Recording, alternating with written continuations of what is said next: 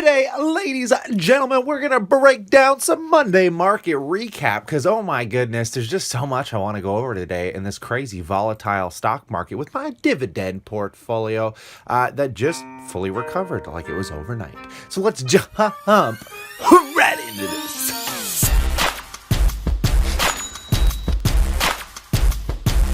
Happy Monday, passive income investors alike. Today, I got a good video for you because I'm going to have some fun breaking down my portfolio considering who we dropped to $107,000. Actually, you know what? Let me open up the performance of these portfolios. Oh, I also got some dividends, by the way. Last week, I made a video about the performance and how like both of my accounts dropped quite drastically. My Scotia iTrade, my TFSA here. Let's see if we can see my other account as well. Let's bring that one up because that one, because it's not as big and I only hold a few positions, is a lot more volatile. But I wanted this to load to show you my two accounts. So my one account dropped huge. And my tax-free savings account, everything took a big dip last week, as we saw, guys. And the market only gives like blimps, like these little moments in time where you get a few days, a week or two at most, where you could be buying stocks on a downturn, and then out of nowhere, it's just like it goes up.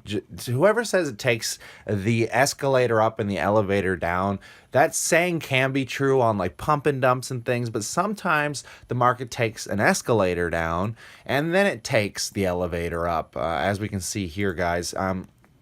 I really wanted to get some capital so I could keep buying stocks because, man, they haven't left a whole lot of opportunities to buy anything. It's like the second you see it, it comes down and drops. I really wanted to buy Tesla, but I haven't had enough leftover capital here in my other account because I'm mainly trying to keep my dividend goals at their pace, of course, my dividend goals, to try and grow them by $100 a month at least. So I missed that glimpse because, man, when Tesla hit 170, like $180, I was like, damn, I wish I had some money right now and I'd be buying all of this up, and no, I can't. So I hope it turns around, comes back down, and then I can buy. It's so weird how that happens when you're down so much on a position and you're just like, I know it's cheap here. Like, I know it's cheap, but I just, I'm not going to borrow the money either. But I'm just being a little silly for you guys today. Let me know if you bought some Tesla shares in the comment section below. I'd be interested to find out. But as we can see, a lot of these drug stocks I've been averaging into have been doing phenomenally well. Constellation Brands has slowly been coming back. I wouldn't mind trying to get some capital, buy a little more of that. But so far, MO and BMO both doing great. MO's it looks down more than it is, but that's because I've been averaging in again at a higher price. I'm with BTI, but that's BMO, but BTI, they're all great companies in here, guys. Now over here, the one that I want to talk the most about is my Microsoft. I made a video, if you're new to this channel, a little while ago. Let me scroll into my Microsoft here. This is my YouTube channel, guys. Remember to scroll to the top there and hit that I can't even have a subscribe button on here. But anyways, if we oh yeah, and by the way, thanks to all the subscribers here, the 344 of you guys. I can't believe how fast this channel is growing, but thanks so much. But if we scroll all the way down, 3 months ago, guys, I made a video that I can't get over because it was just so funny. Did I pass it? Where is it hiding? There it is. So I made a video and it says, and you thought Apple won. And I made a video about how I thought Microsoft was one of the most underrated tech stocks.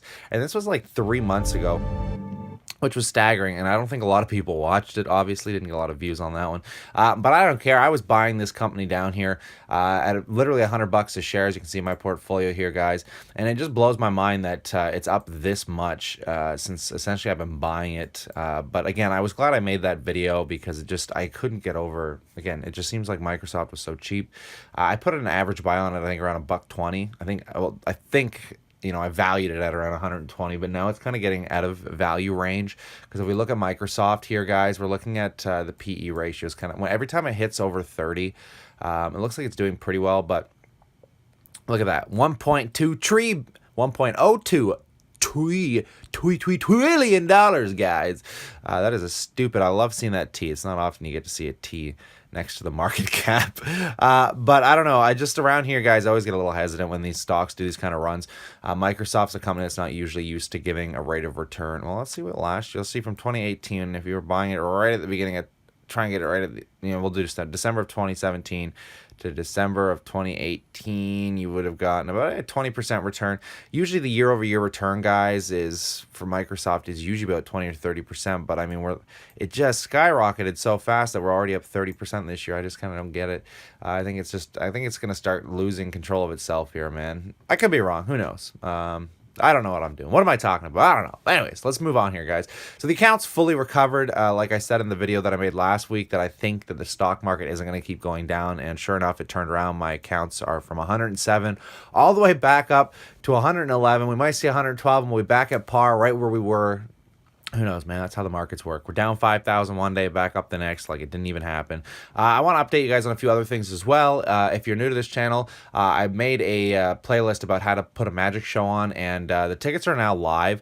Actually, if you go to historyofmagic.com, guys, you can go to the theater. You can see the tickets that are live and the show that I will be doing. I haven't updated you guys on the ads yet. I posted 2 videos. I haven't really put any money into the ads yet. I put like maybe $100 over the next month into this one video just to kind of promote it up a little bit. So this is the videos that I was showing you guys. I think it was a few weeks ago I was showing you guys these videos, and they're finally up, which is nice, and we can see the engagement's doing pretty well here, guys. We're looking at 927 people reached, almost 1,000 people per. Well, this one's got 2,000 people reached, but this one's doing way better for engagements. So I mean, there are people engaging. I'm just kind of slowly. Look at how well my my page is since I posted these things. Like I've been getting a lot of new likes. My Facebook page has been growing. We're sitting at, what are we sitting at right now? About 1,257. You guys can go on my Facebook and like it here if you'd like as well. And you can watch this process of me teaching you how to put on a magic show, because I'm a full-time bloody magician. And I'm going to be doing some vlogs about putting the show together. And you can follow all of us under the related channel under Kyle Livingston. So if you go under my regular YouTube page here, guys, and you look off, well, if I go back to my YouTube channel here, you can see that you can just go onto my regular page, and it'll be under related channels at the home page here. If you guys want to watch me put a magic show on, it might flop. It might flop, guys. I don't know. I'm just testing it out. It's kind of interesting. So yeah, guys, go check that out. Other than that, guys, the markets have been incredible. I hope you've been doing really well with this. I got a bit of dividends in over this week, so we got about $73 in dividends. Not too bad, nothing too crazy going on, but everything seems to be in the green these days, and it looks like it's going to be a good 2019. So I'm looking forward to it, and I hope you guys are well as well. So stay cool, stay awesome, guys. I look forward to chatting to you real soon.